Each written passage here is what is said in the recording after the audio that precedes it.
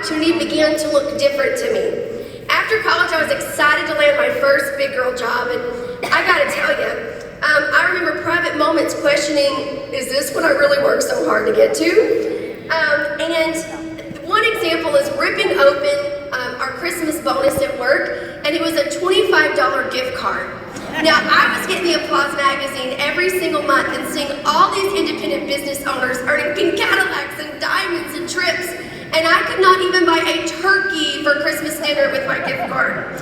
Like many others who invest an 8 to 10 hour day into your day job, along with dinner and housework, part of my life required a little bit more than that.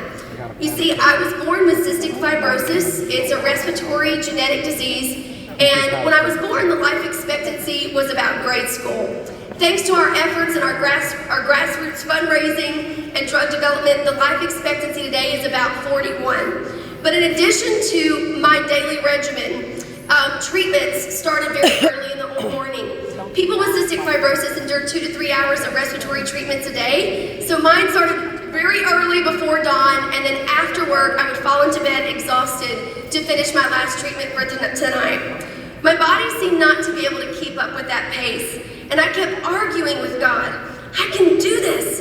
I am determined to have a career. I want to make a difference for others. I want to give back to this world in spite of my circumstances.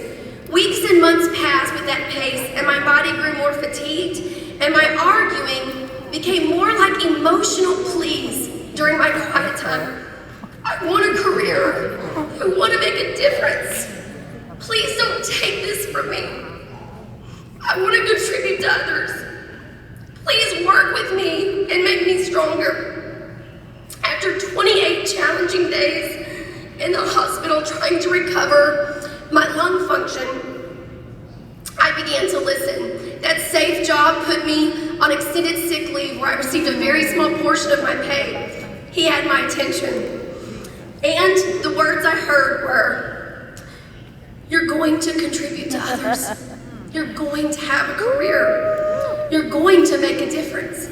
But girl, you gotta get out of here because I have something better for you.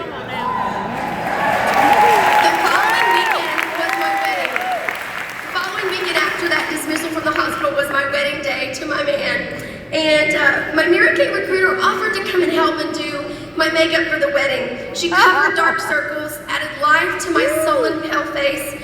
She covered unflattering bruises along my arms from blown veins, and she poured into me that day and encouraged the life of becoming an independent sales director. When my husband and I returned from our honeymoon, we had a plan. He was going to give me the blessing to work my business for a few months and to, along with my other job, so that I could live the life that I'd always dreamed. My busy schedule remained the same of work, housework, all the things that we do. And I would love to say it was a perfect schedule for those few months, but that wouldn't be true. It was chaotic, but somehow I squeezed in 3 classes a week. Within 4 months, was able to leave my position and do Mary Kay full time. I did what National Sales Director Cindy Williams says, whatever it takes. At age 21, during that season, our lives looked very different from our friends, but we had a goal and we knew what our future was. We knew that a short-term inconvenience would be worth a lifetime of freedom and flexibility. So I want to leave some tips with you today that I learned at that season. Are you ready? Number 1, your current situation and circumstance is shaping your next victory. Whether it's an illness, a dependency, parenting challenge, divorce, or death, if it doesn't challenge you, it will not change you. Instead of wishing your circumstances away, look for a way for it to make you better, stronger, and more qualified to lead others to their win. Number 2, I had to master the basic skills. Booking, coaching, sharing the Mary Kay products, and sharing the business opportunity. And then I had to hit repeat. My first several classes were interesting, to say the least, but confidence always comes from doing, not from thinking. Number 3, I had to remind myself of the most important basic customer service skills to build my own brand for my business. Growing up, watching my dad build his business and working in my grandmother's general store, behind the cash registers and flipping burgers in the deli growing up, I learned some time I still use today. Number one, people want their products fast and with a friendly smile. Always be willing to go the extra mile. Always be customers focused. And compartmentalize your own drama. You're there to serve others. Develop relationship with your customers through asking questions and being kind. The number 4 lesson was I had to learn to work for my courage and my commitment, not for my emotions. I had to grow my mental toughness just like all successful business owners do. This includes not playing the comparison game, only allowing another woman's success to inspire me to be better and to use my own unique gifts to achieve it. This also includes never basing my outcome on the outcome of one event or one person. So those no-shows, those no responses to texts, I didn't let them affect me in my dream because the thought makes me cringe at how close disappointment could have robbed me and my family from the life we have today. Number 5, I had to learn the power of visualization, being specific and descriptive as possible with my goals and dreams. I can remember the time when our beautiful home on the lake was simply a line on our goal poster, or my husband's dream to leave his job to have his own business was something we thought about and planned, and today we get to live that thanks to the Mary Kay Business opportunity. Number 6, finally, I am standing here right now, even though there are plenty of people with better skills, stronger, healthier, better organized, more fun, but when they were told no or faced negativity, they listened. I refused to let the word no be an answer. I never once believed that my dreams were anyone else's responsibility to manage.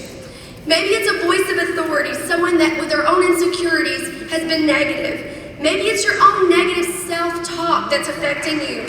Or maybe the thief of entitlement is saying that it should have been easier and it's not worth the hard work. Or maybe it's something traumatic, something that's happened and you feel like your goal is quietly slipping in the background because you just can't handle one more thing. Well, I want you to know that if you are fighting something hard, it is a miracle you're here today, but it's a miracle and a blessing that you're alive to fight it. You are the warrior you are today because of the trials that you've experienced in your life. Do not squander the strength and the wisdom that you have earned just because it was painful to get it. These are the greatest stories of vulnerability that will lead others to believe in their hope and to get through their struggles. I have loved and valued every part of my Mary Kay business and every level along the way. All the no-shows, the disappointments, and you know what? It took 14 years from being in the back of the room to stand here today. But I had to face the disappointments, the rejection, the cancellations, as well as the victories, because I believe I need to experience that to stand here with strength and passion and say, your dream is worth fighting for. In close, I want to pose a question to you. What if life isn't happening to you? You know, the good stuff, the weird stuff, the funny stuff, the oh-so-bad stuff. What if it's not happening to you, but it's happening for you? What if all those things you deal with are happening for a reason? What if the greatest challenge in your life is there to spark your creativity, show you where your strength comes from, teach you how to rise among stress, and strengthen your power and determination? What if everything is happening for a reason, for your ultimate good? You have to decide today to fight for your dreams, no matter the opinion of others. They are your dreams, and you have the permission to chase them. You are worthy of not letting your past dictate your future. Start today, start now, and what if you were given that mountain in your life to show someone else that it can be moved? Thank you, Houston Career Conference.